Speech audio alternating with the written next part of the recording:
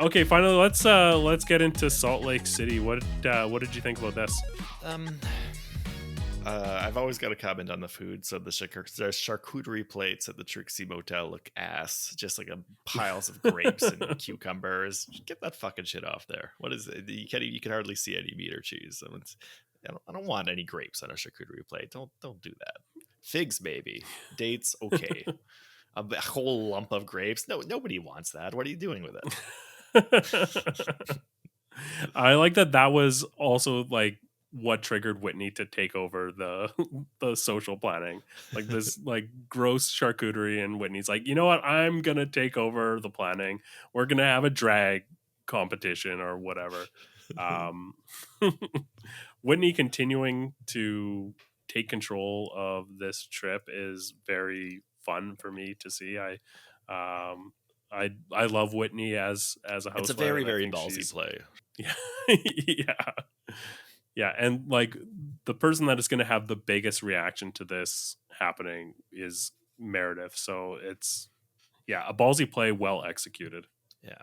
I thought Lisa was honestly pretty legendary in this episode. I really, really enjoyed Lisa. Saying things like, I have glam in Monaco, I have glam in Saint-Tropez, and following it up with, I'm asking you to relate to me.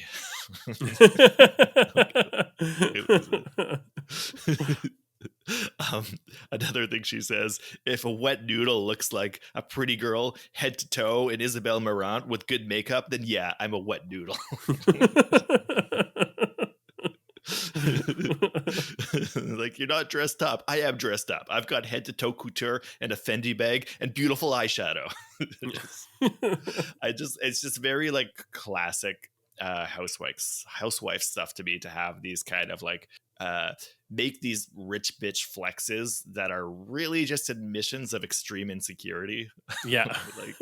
like she is completely unable to operate in the world without like her armor of like her normal makeup routine and her couture and everything, and is like so unapologetic about being like, yeah, this is who I am, I'm rich and fabulous, but it's also just like a very insecure way to be at the same time. Yeah.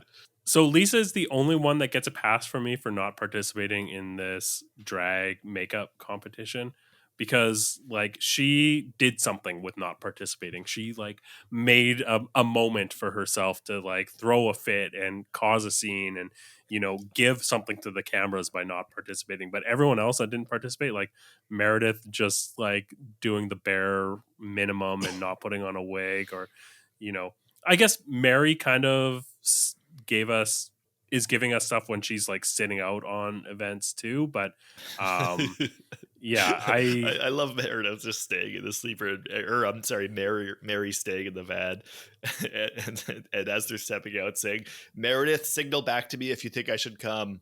Yeah. And Meredith's like, you should come, and she's like, I'm gonna stay right here.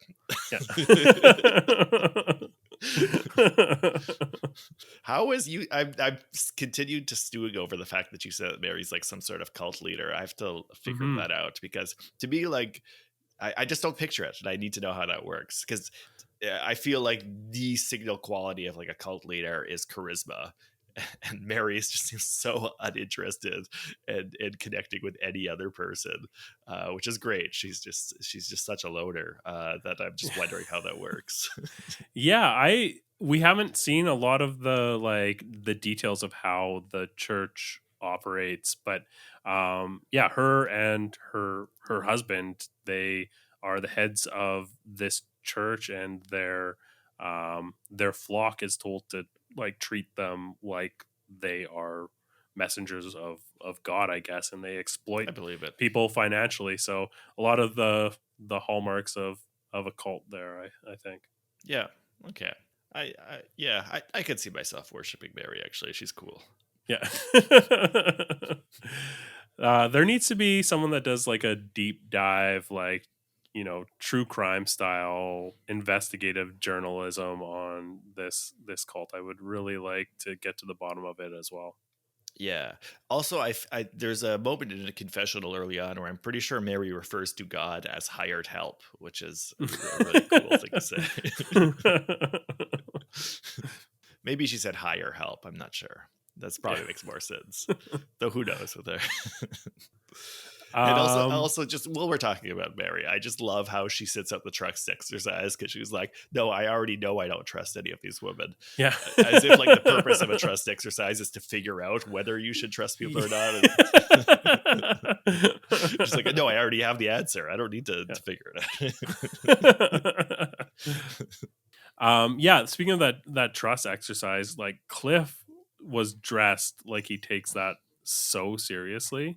Like he looked like an NFL coach in this outfit that he was in. It was like serious business. Yeah. Yeah, any other highlights from Salt Lake City? A little torn on Monica's performance. You know, I've been really liking Monica, and I do like her taking Lisa to task for like just like flaunting her privilege. I don't necessarily like her like sucking up to Meredith so hard. I'm not really sure why she feels she needs to do that at the expense of Angie. So I think kind of a pretty mixed episode from her.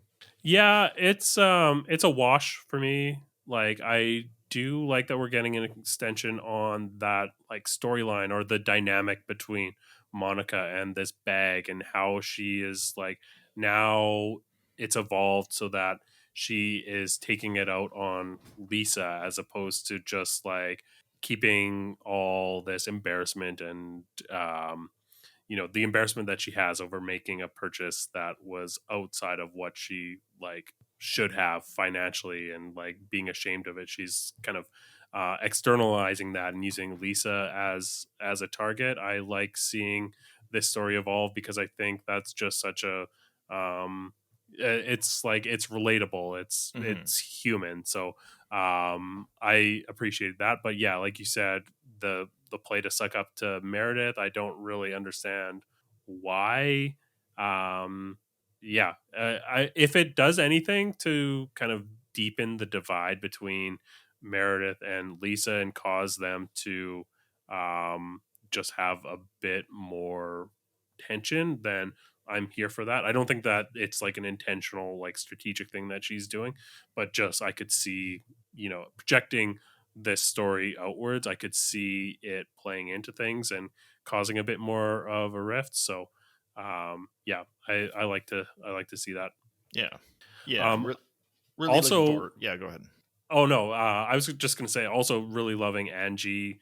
I think she's a really underrated new addition here. She's like very, very thirsty, but it's in a way that is like causing problems. So I appreciate seeing that. It's not like thirsty in a way that I kind of attribute to like Aaron in New York, who is like really trying to construct an image in order to get like to be validated as being like cool and chill. It's she's there like causing problems, being a shit disturber, and yeah, I appreciate that. Yeah, I like her too, and I really did like the way she held herself during the conflict with Meredith, and I'd like to see more of that too. She stood her ground well. She got legitimately angry. Very entertaining. Yeah.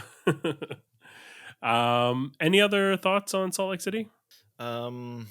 Oh yeah, another check in the plus column for Monica is comparing Lisa to Veruca Salt from Charlie and the Chocolate Factory. That was very nice, very well done. That's about it though. Yeah, second week in a row where one of the franchises has made a Roald Dahl reference, right? Because on Orange County we got the Willy Wonka quote or whatever it was that happened during the parasailing. Right. Was it a Taylor who said something like "upward and onwards, Willy Wonka"? Yeah, yeah, yeah.